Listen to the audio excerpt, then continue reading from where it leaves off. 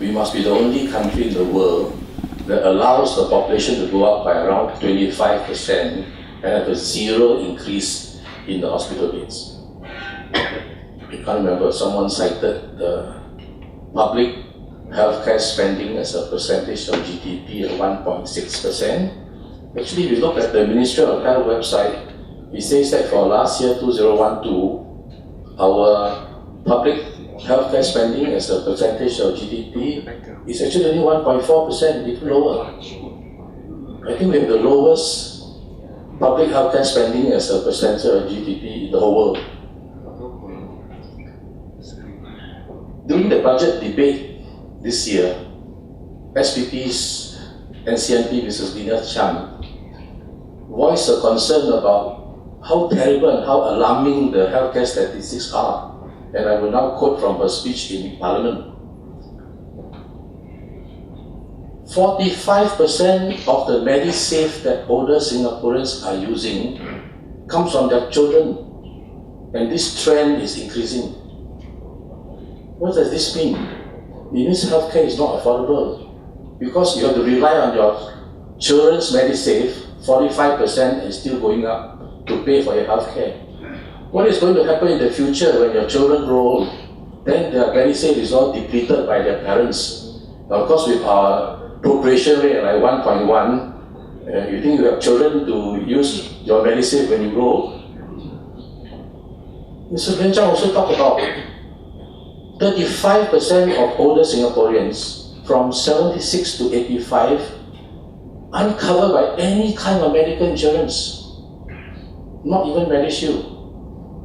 I'm sure you all read the Chinese newspaper report recently about an elderly lady who was a Samsui woman who decided to kill herself so that she did not want to burden her children for healthcare costs. Unique in Singapore.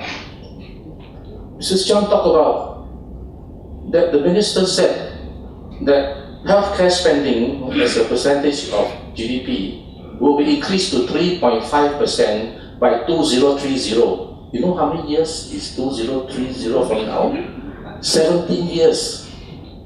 From 1.4 to 3.5 in 17 years, you're talking like about a 0.1% increase in GDP.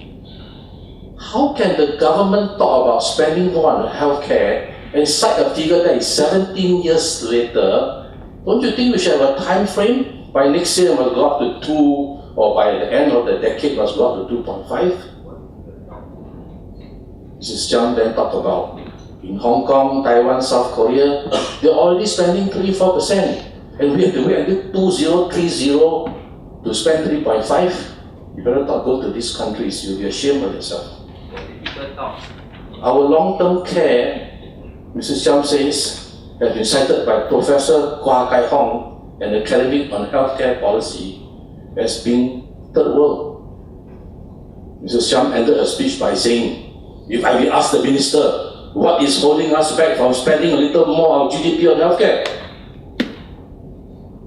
On that note, actually the government does not spend a single cent on healthcare if you track the cash flows. Let me explain.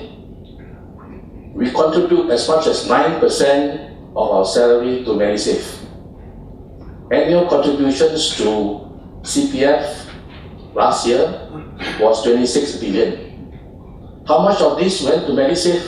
Nobody knows. But I estimate maybe about 7 billion or more. How much does the government spend on public healthcare spending? Actually, Paul, I'm surprised that even you, a renowned healthcare academic, has undercited the figure. It's not 4.1, it's 4.9 billion.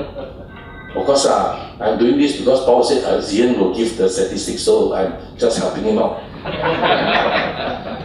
It's 4.9 billion, of which 4.1 billion is operating expenditure, and about 0.8 billion is development expenditure. Remember I said earlier, we all contribute 7 billion or more, government only spend 4.9. And then the direct medical expenses that you withdraw from your Medisave to pay for your hospitalization plan, it's only about 700 million. And the amount that you withdraw to pay your MediShield premium is only 4 million. And the top it off, your Medifund last year only paid out 100 million. You add all this together, it's still less than 7 billion. So government doesn't spend a single cent on healthcare if you track the cash flows. Thank you.